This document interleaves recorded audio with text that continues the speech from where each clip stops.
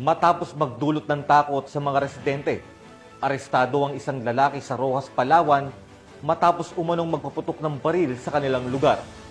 Alamin ang detalye ng report mula kay Patrolwoman Abigail Datu.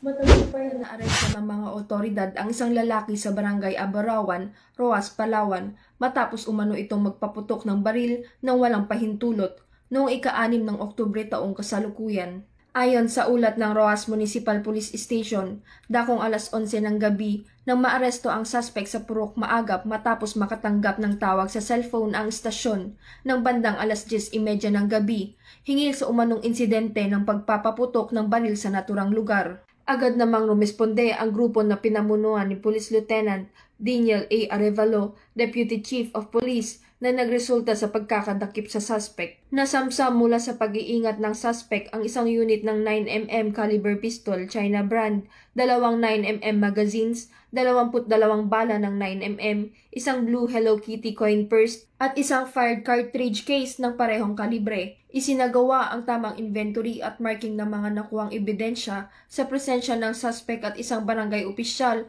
ng Abarawan, Roxas, Palawan. Sa beripikasyon ng mga pulis, nabigo ang suspect na magpakita ng anumang dokumento o lisensya na magpapatunay ng legal na pagmamayari ng naturang baril at bala. Dahil dito, ang suspect ay mahaharap sa kasong paglabag sa Republic Act No.